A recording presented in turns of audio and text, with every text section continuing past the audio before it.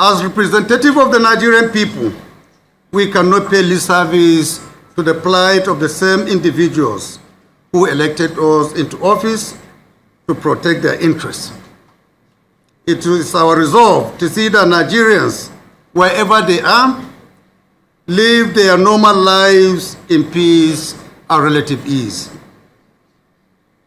We are acutely aware of the rising security challenges affecting different parts of the country.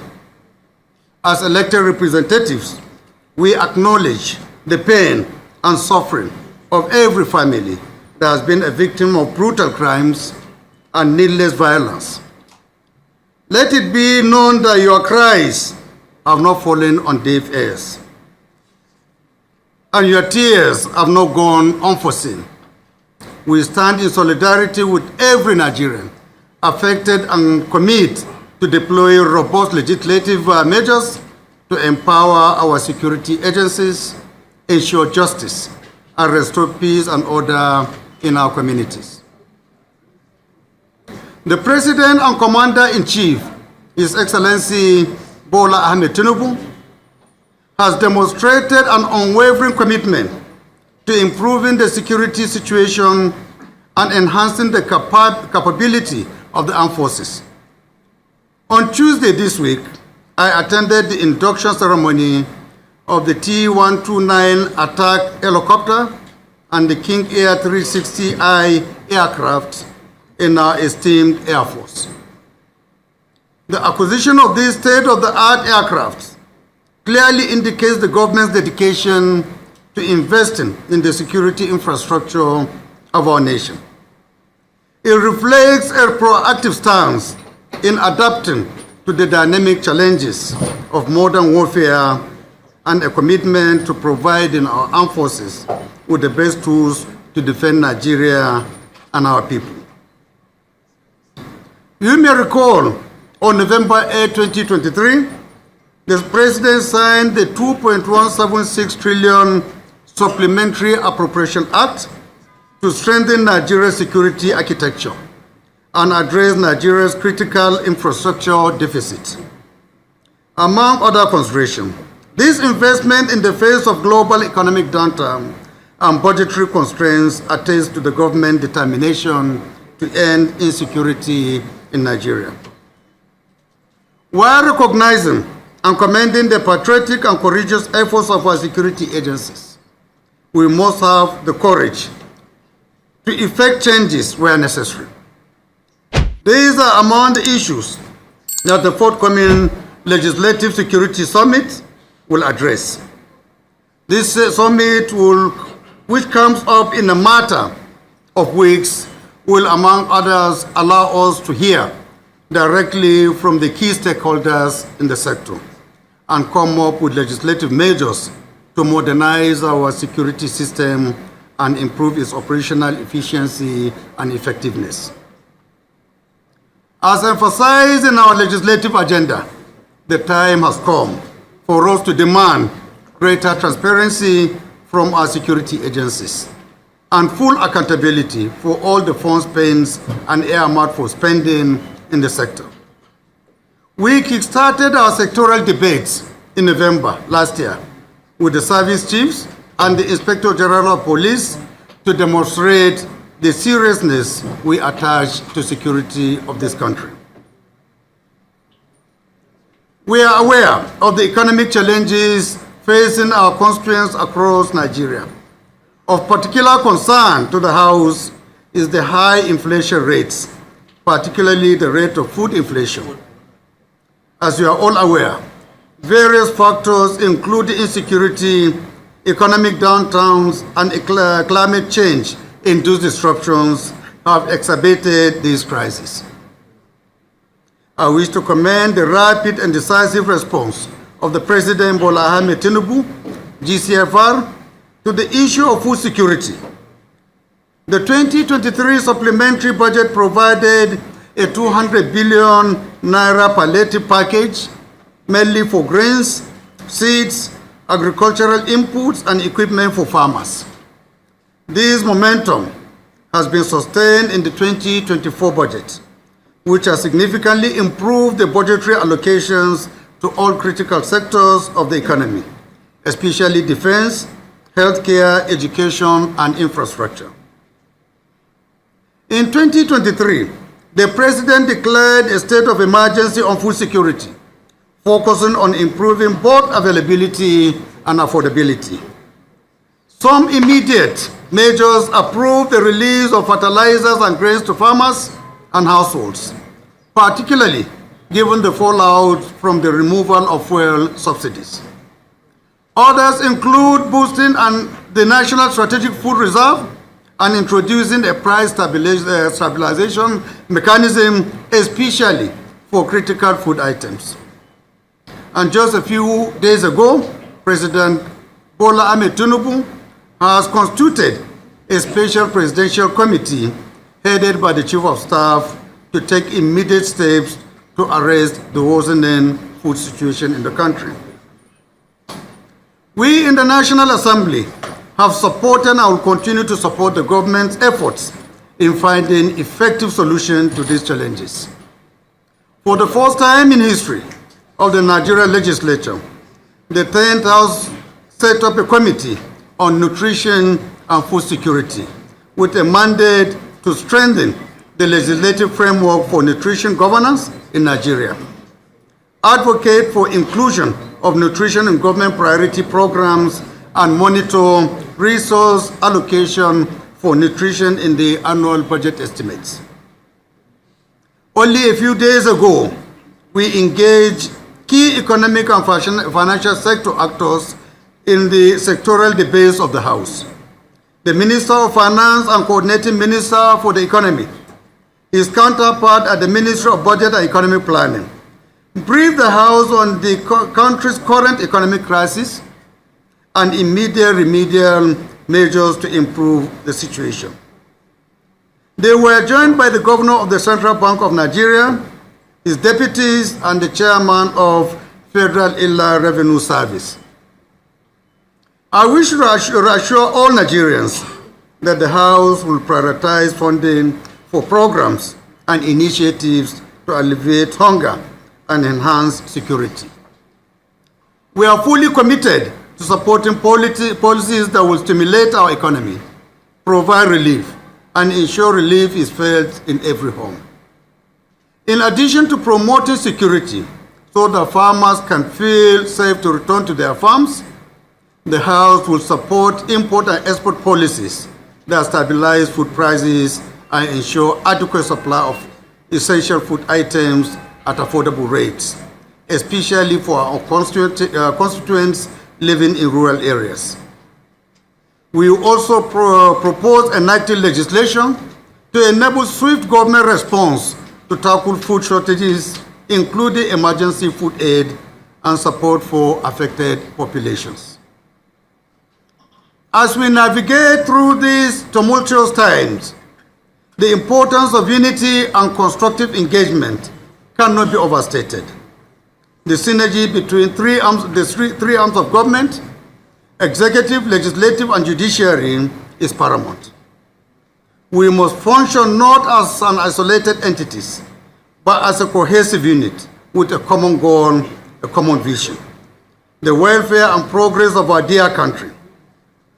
As declared in Section 14 of the 1999 Constitution of the Federal Republic of Nigeria, as amended, the security and welfare of the people shall be the primary purpose of government.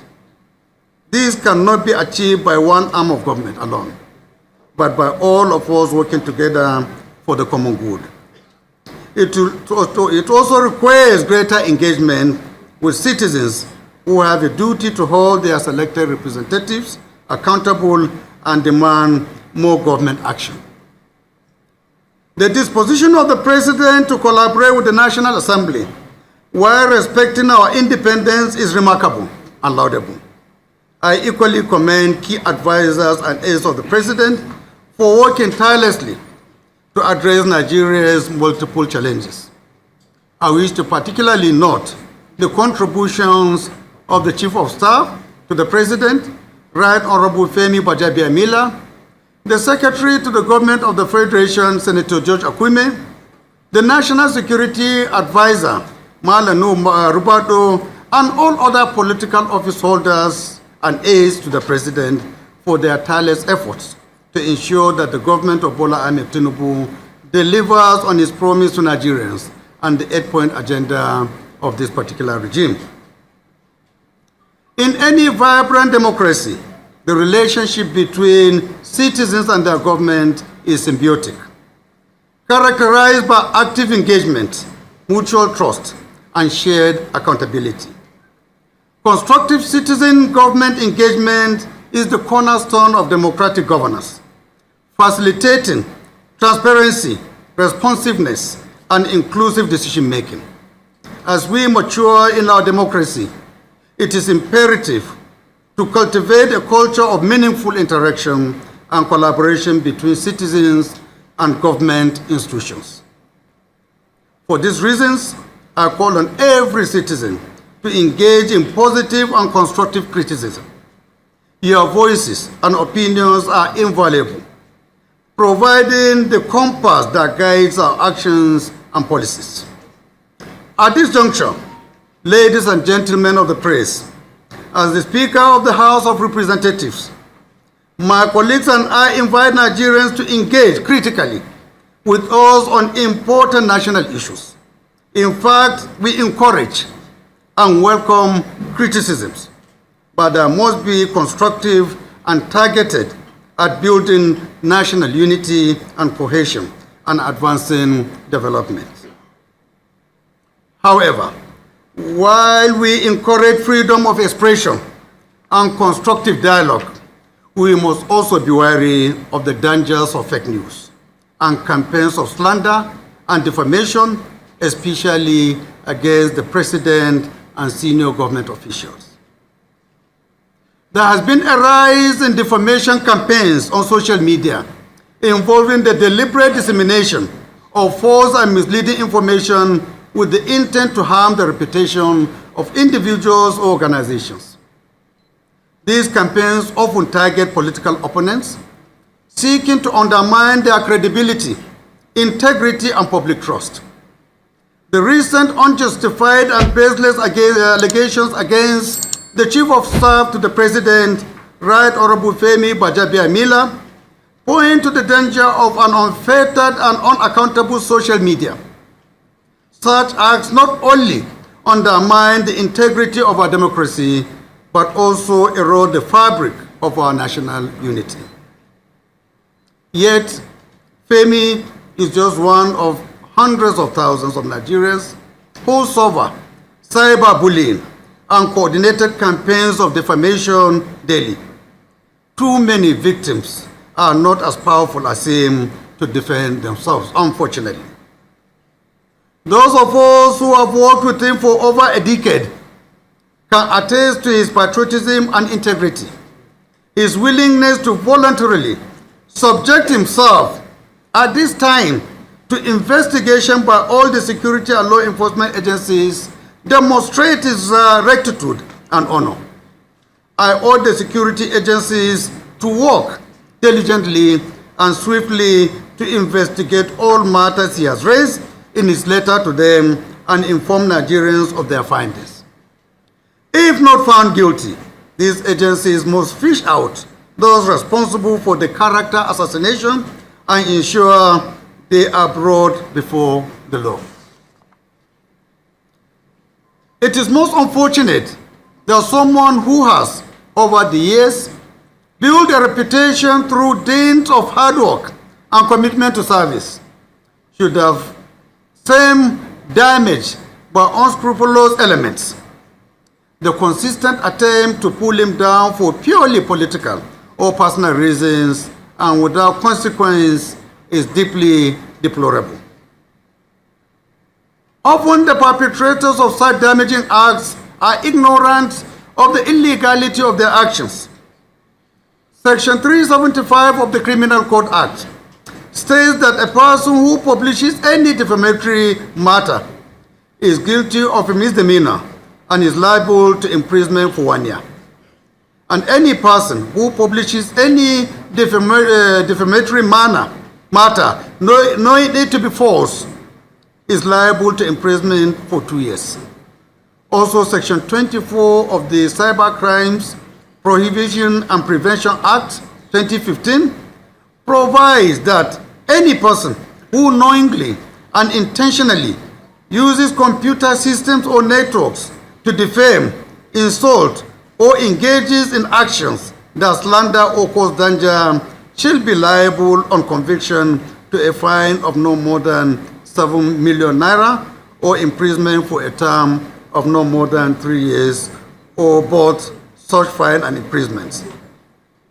Furthermore, Section 24, subsection 2 of the Act states that any person who intentionally transmits any communication through a computer system to bully or threaten or harass another person commits an offense under the Act and shall be liable on conviction to 10 years and for a minimum fine of 25 million naira.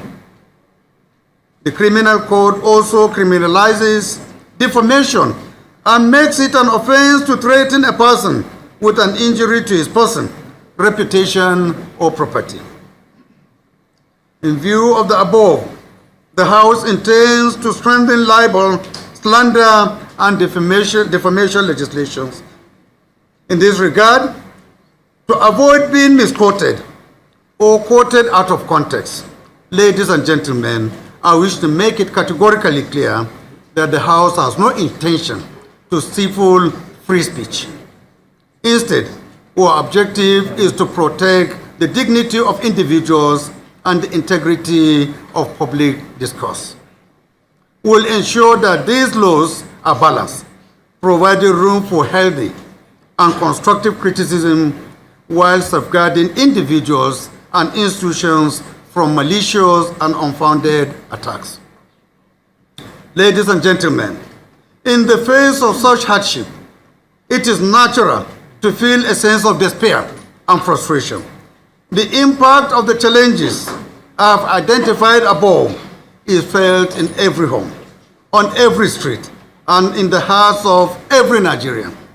Yet it is precisely in times like these that our true strength as a nation is revealed.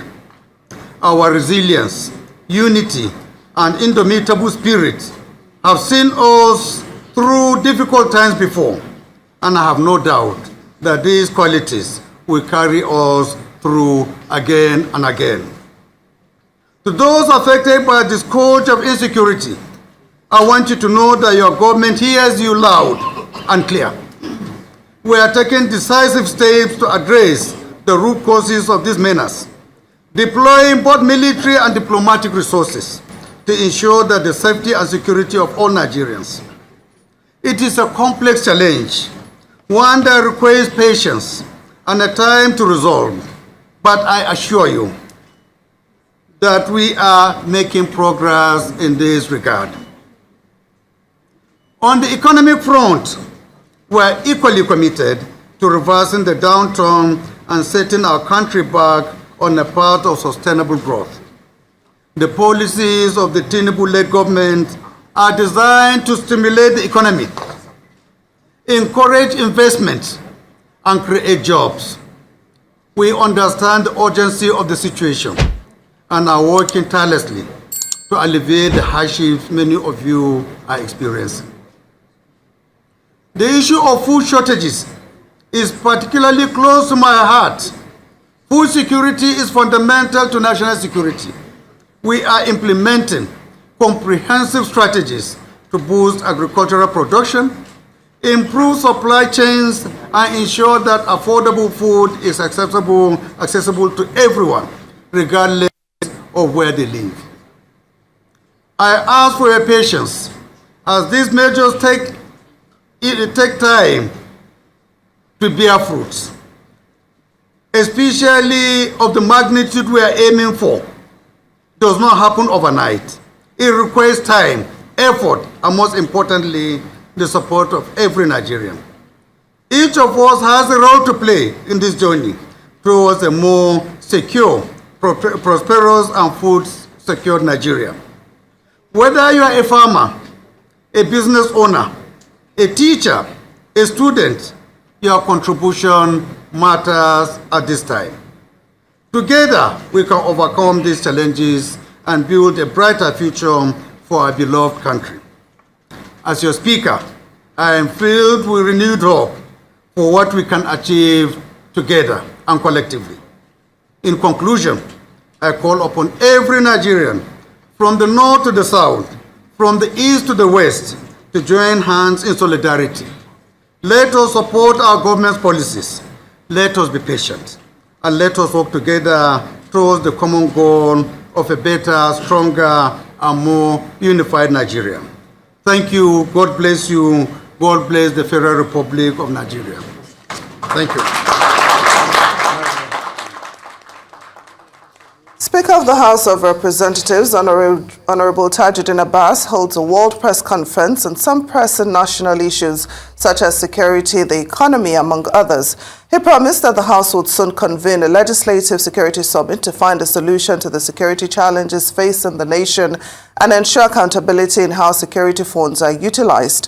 While sympathizing with all Nigerians on the worsening economic situation, he commended the President, Bola Ahmed Tinubu, for taking strident measures to protect Nigeria's food security by providing palliatives, reducing the cost of fertilizers, and opening the country's food reserves.